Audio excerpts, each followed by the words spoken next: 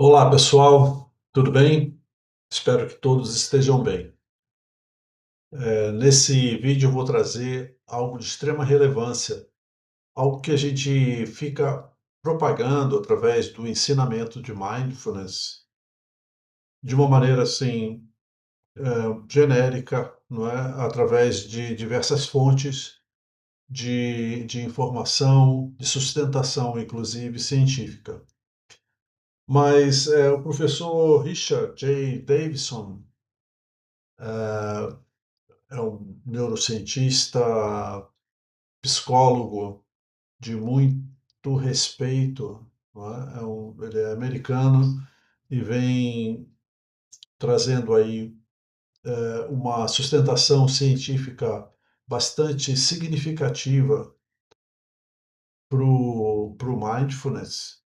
E ele traz aqui, nesse conteúdo, uma comprovação de um experimento científico que foi feito. O que ele faz é resumir isso, né, de uma maneira bastante brilhante, eu diria, né, para trazer para a gente como promover o florescimento humano, não é? Ou como o mindfulness muda, não é, a vida emocional do nosso cérebro. Então eu resolvi aqui fazer esse material, aproveitando o recurso deste infográfico e depois, na verdade, desse mapa mental, e depois eu vou trazer um infográfico de sustentação e vou deixar esse infográfico como possibilidade de divulgação, né? De que seja aproveitado por quem estiver acessando esse vídeo. Meu nome é Láudio Nogues, sou instrutor de Mindfulness, um aprendiz constante da vida e, e terapeuta da psicologia transpessoal. Muito bem, aqui eu tenho esse mapa mental, onde a gente vai percorrer, né, os dados que são relevantes dessa pesquisa. Então, o mindfulness e a neurociência promovendo o florescimento humano. A base disso tudo é algo que já foi comprovado, inclusive, pelo próprio professor, né, Richard Davidson, de que é possível mudar a neuroplasticia. O que vem a ser isso? A composição física, não é, mais palpável do nosso cérebro através de exercícios, de coisas que a gente exercita, eh, promovendo então essas mudanças, seja para o bem ou para o mal, não é? E de fato, o relacionamento dessa possibilidade, dessa via de modificação com o mindfulness é extremamente estreito, não é? E o professor vinha fazendo essa pesquisa, né, de tempos em tempos, né, então sempre com interesse voltado para isso, inclusive ele tem diversos livros publicados, sempre focando um lado negativo da coisa, né? O adoecimento mental, a perda de saúde mental, e a questão da depressão, a questão da ansiedade.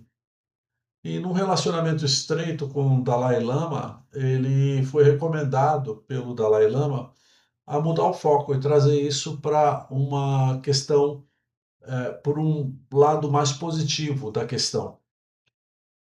Então, ele passou a estudar o florescimento, não é, do cérebro humano, né, da mente humana. E aí ele trouxe, dentro desse material, desse resumo muito breve que eu vou mostrar, ele trouxe causas, efeitos e de que forma é possível fazer essa modificação, né, para um lado mais positivo. né, da nossa mente. Muito bem, vamos aqui utilizar esse recurso. Aqui eu tenho, nesse mapa mental, eu tenho 5 subitens iniciais. Primeiro, da motivação inicial, né, e neuroplasticidade. O que levou, então, esse estudo, né, a ter dado continuidade nesse estudo, né? Então, a pergunta central seria: por que será que algumas mentes são mais vulneráveis, né, e outras são mais resilientes? No sentido de que algumas mentes se deixam levar pelo lado negativo de os pensamentos, de coisas que ela enfrenta, e outras, apesar de toda a adversidade, permanecem resilientes. E a inspiração disso veio desse contato, em 1992, com o Dalai Lama. Então, ele passou, né, ao invés de olhar por esse prisma negativo, passou então a olhar para usar a neurociência para estudar a bondade e a compaixão. E mudou o foco do negativo, né, que estava centrado na ansiedade, no medo, na depressão, para um lado positivo. E o conceito chave, né, foi a neuroplasticidade com, não é, a certeza de que o cérebro muda constantemente ao longo da vida da gente, né, sujeito ou exposto a, a situações e ambientes e a forma como levamos a vida, o cérebro vai fazendo essa mutação, né? E a questão de promover uma mudança com consciência versus uma mudança involuntária. O que, que isso quer dizer? Se deixarmos ao acaso, se nós não tomarmos a rédea de nossas mentes, da forma como pensamos, né, a nossa mente vai funcionar de qualquer maneira e ela vai funcionar de forma aleatória. E isso fica ao acaso, podendo ser tanto positivo quanto negativo, porque somos seres humanos com vieses de com esse instinto de sobrevivência, a gente está sempre, né, carregando a mão para o lado negativo. E isso pode nos levar a uma vida pautada por pensamentos e previsões negativas. Essa mudança, né, de atitude faz com que a gente, ao invés de ficar ao acaso, ao relento, né, exposto não é, a questão randômica da mente, a gente ter um approach, né, uma visão mais consciente da nossa mente. E o convite é assumir a responsabilidade pelo próprio cérebro, né? Assumir esta responsabilidade e não simplesmente deixar o acaso orientar a nossa vida e a nossa mente. Muito bem. Como treinamento mental para que a gente consiga chegar nesse ponto, né, a pesquisa de compaixão, né, teve o seguinte resultado. Durante 2 semanas, e como ela foi feita, né?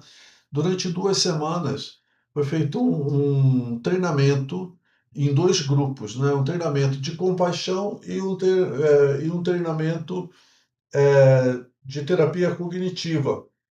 Quer dizer, 2 grupos se dividiram, um grupo ficou tendo o treinamento em compaixão e o outro em terapia cognitiva. O que ficou comprovado é que após 2 semanas, na verdade, né, o que representou 7 horas de prática, o que significa dizer que foram 30 minutos por dia, né? E nesse curto espaço de tempo, já houve um fortalecimento do circuito pré-frontal, né? Estriando ventral, emoções positivas. Então, para aqueles que tiveram um treinamento em compaixão. Então, primeiro, é possível ser treinado, né, em sentimentos positivos, né, como, por exemplo, a compaixão.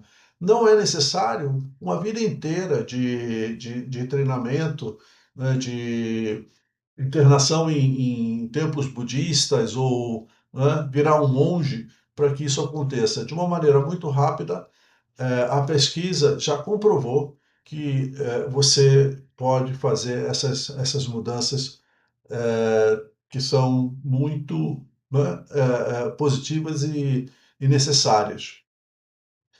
E a outra questão é a urgência dessa implantação, né? A necessidade urgente para a saúde pública, porque nós estamos vendo essa escalada né, sem precedentes, né, de perda da saúde mental de pessoas enfrentando essa questão, não é?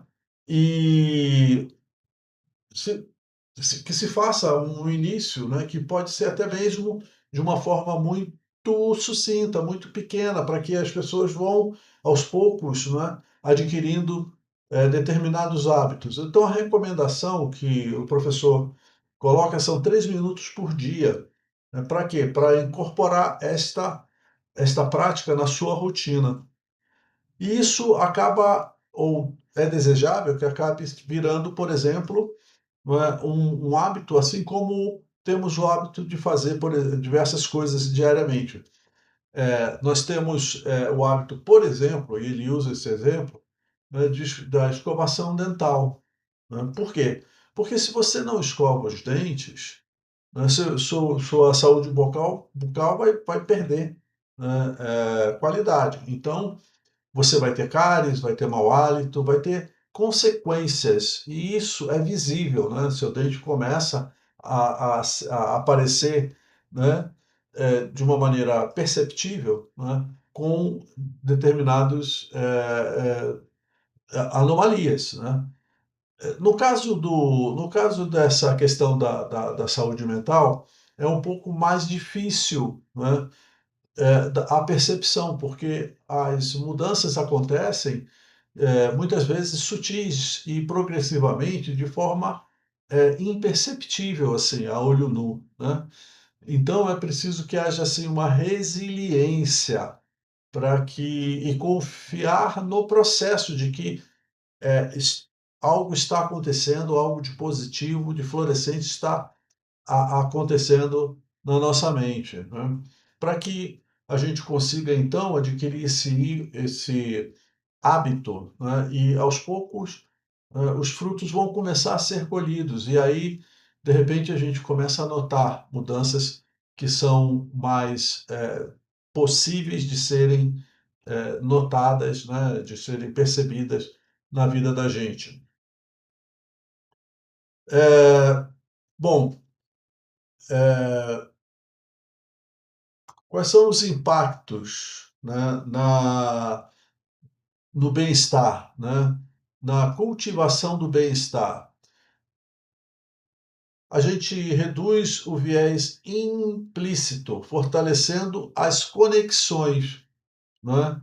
Então, a gente vai, aos poucos, sendo capaz de ter mais aderência nas nossas conexões através de um comportamento que valoriza, né, os bons hábitos, né, as boas sentimentos, né?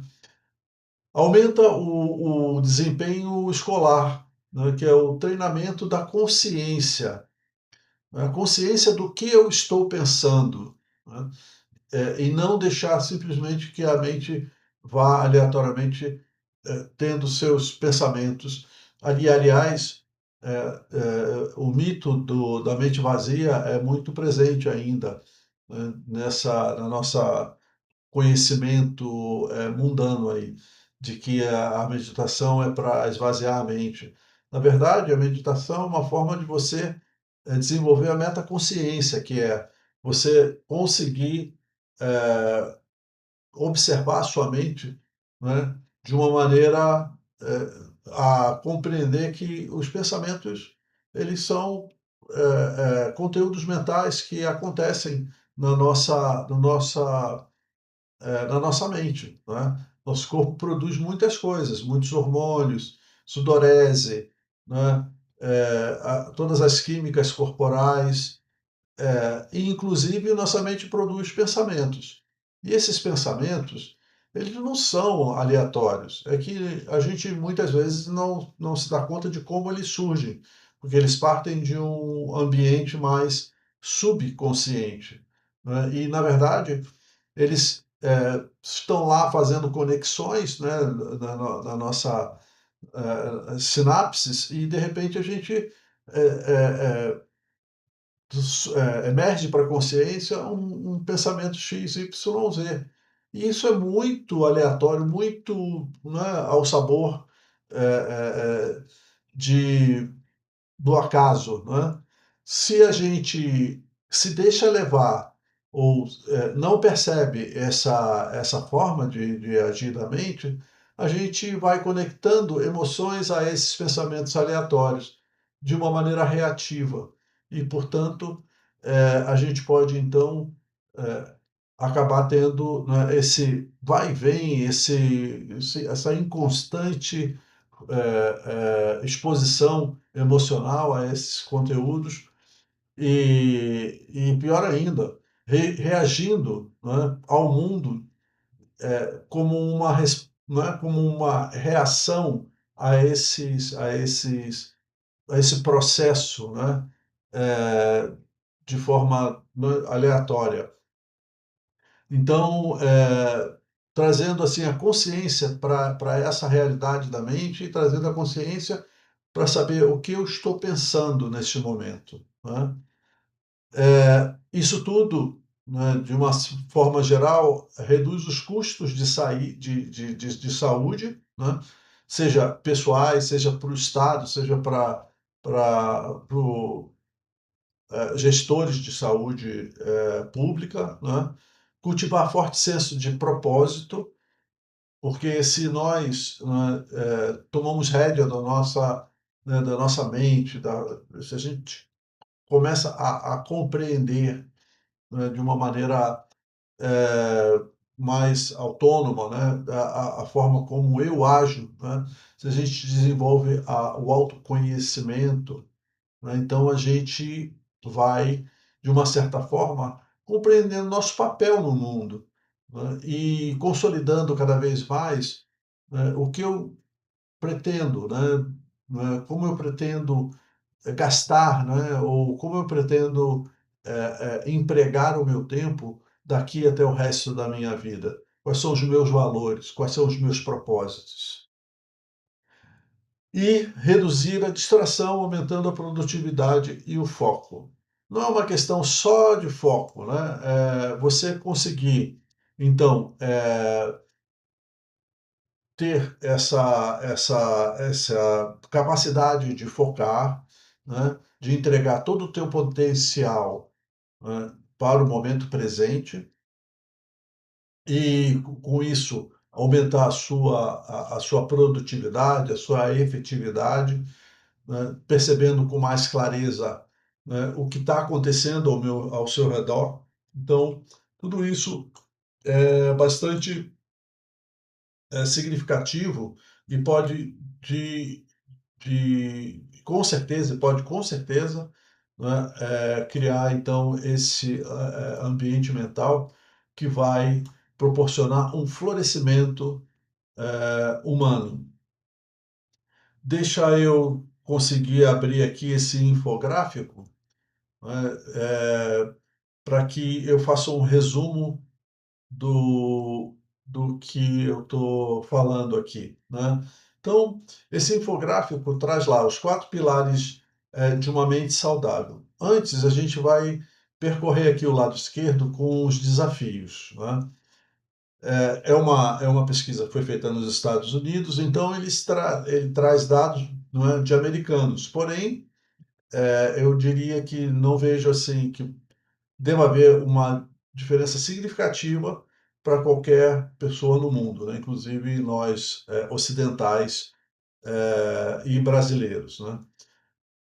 47, quais são os desafios? 47% do nosso tempo de vigília é passado com a mente divagando. O que é divagando? Exatamente né, essa turbulência mental, né, de divagação, meio sem pé nem cabeça, que vai e vem, né, carregando a gente, né, sequestrando a gente de uma maneira muito involuntária. E o que ele coloca é que uma mente que vagueia é uma mente infeliz. Por quê? É uma mente que está exposta a qualquer coisa. Porque a maioria das coisas que a gente pensa, elas não são uma realidade, elas são produções, elas são peças de ficção, elas são extrapolações de situações, né? Previsões muitas vezes desastrosas, né? Então, se a gente fica ao sabor disso, né, somente reagindo a essa turbulência mental, a gente certamente vai configurar nossa mente para uma mente infeliz. A outra coisa é o sinal dos tempos. Hoje nós temos cada vez mais os cidadãos, né, estão isolados, né? Então a solidão é um preditor mais forte, e isso é muito significativo, mais forte de mortalidade precoce do que a obesidade. Então, assim, 76% lá dos americanos de meia idade relataram sentir-se moderada e altamente sós, né, nessa configuração da vida. É, dos americanos de meia idade. O que é uma pessoa de meia idade? Então, é uma pessoa mais, né, madura, né, de 50, 60 anos, né? Então, se sentem nessa condição de solidão. E isso pode ser um motivo mais significativo de mortalidade do que, inclusive, a obesidade, né? E a depressão e o suicídio estão aumentando de forma alarmante, principalmente nas mulheres. Aqui há um dado. Apenas nos últimos 3 anos, o diagnóstico de depressão grave aumentou 33% nesse segmento das mulheres. Muito bem, isso é o lado sombrio e a sustentação para a gente refletir e tentar mudar nossa mente, né? Treinando-a para uma mente saudável. E aqui são os 4 pilares oferecidos pelo professor Davidson, né? O primeiro pilar, então, é a consciência, focar a atenção, resistir à distração e saber o que a sua mente está fazendo, né? Se descolar dessa identidade direta de tudo aquilo que a gente pensa e observar a mente na posição realmente de quem assiste, né? E observa, né? E isso é uma conquista que pode ser lograda, né, pelo treinamento de mindfulness. Aliás, tudo que está aqui tem como pano de fundo, né, uma conquista do mindfulness, porque não é simplesmente você encarar, não é, todas essas causas que a gente falou antes como uma causa isolada da outra. Não, elas têm interconexão. Então a gente precisa botar tudo no mesmo pacote para fazer um treinamento que então crie esse florescimento para todas essas questões que a gente trouxe anteriormente. Então, primeiro é a consciência, atingir esse ponto onde a gente entende que a nossa mente ela é algo extremamente importante, né, para a gente, para a nossa vida, porém, ela também, se deixada ao acaso, pode se transformar numa grande vilã para nós, né? O segundo pilar é a conexão. O que é isso? É estabelecer, então, uma maneira de você lidar a vida que cultiva as qualidades, né, boas, né, de bondade, de compaixão, para nutrir os relacionamentos, que através desse comportamento você certamente vai nutrir relacionamentos, né, proximidade com as pessoas, né, de uma maneira que seja habilidosa, né, habilidosa e de reciprocidade, inclusive, né? Você entrega para o mundo e recebe de volta. O terceiro pilar é o discernimento, ou insight, né? Mudar sua relação com sua narrativa interna, né? Percebendo essa tendência, esse viés da nossa mente em particular, né? E sabendo que tudo que a gente traz para a nossa mente, aquilo que vem para a nossa mente é um pensamento passageiro, né? Se a gente busca, vamos dizer assim, simplesmente fugir desse pensamento, mas ele vai grudar. É como se você fosse apagar incêndio com um balde de gasolina. Você quer você tem uma aversão, você quer se despegar desse pensamento, ele vai grudar cada vez mais em você, vai abraçar você cada vez mais, né? Então, a, né, o pulo do gato é a gente, então, saber que a nossa mente funciona dessa forma, receber esses pensamentos, né, de uma maneira assim, leve, com curiosidade, saber que eles são pensamentos que são passageiros, né? E desmistificar essa questão diante do que você está passando naquele momento, né? Então, essa narrativa interna, ela precisa saber que você precisa ter a consciência, né? Você tá a certeza de que são pensamentos e que pensamentos são só pensamentos. E o quarto pilar é o propósito, né? São os valores, é você conectar tudo que você faz na sua vida, desde a coisa mais simples, né, com aquilo que você entende que não é? São os valores, que são o propósito. Né? Se você tem um propósito de, né, cuidar da sua família, talvez o simples fato de lavar roupa, o simples fato de levar o lixo para fora de casa ou no seu prédio, e se você tem como propósito vamos dizer assim, a preservação da humanidade, do meio ambiente, esse lixo precisa estar separado, né? Você precisa entender para onde vai. Então, assim, são coisas do dia a dia, cotidianamente, não é nada relativo assim a grandes, né, questões, mas são coisas do dia a dia que se conectam e você sabe de que forma essas coisas se conectam com o seu propósito de vida, porque está bem claro para você isso daí, né? Então, é isso, né? São os quatro pilares, e aí essa recomendação dos 3 minutos por dia. Se você não é um meditador e está pensando em começar, começa devagar, começa aos pouquinhos. Tem tantas formas de você fazer isso, né? Eu tenho, de uma nos últimos anos da minha vida, me dedicado né, a ajudar as pessoas a treinarem, né, mindfulness ou mesmo outros campos de aprendizado. Então é bem importante começar devagar, mas de uma maneira consistente, né? E essa pesquisa trouxe essa novidade, não é, essa feliz conclusão de que não é preciso muito, né, para você já começar a saber que o seu cérebro está desenvolvendo, né, uma nova neuroplasticidade, uma nova composição mais florescente. Então é isso que eu vim trazer. Espero que você tenha gostado desse conteúdo. Se gostou, deixa o like aí, né?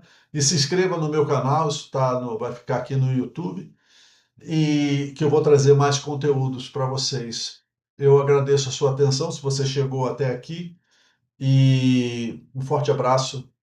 Tchau, tchau.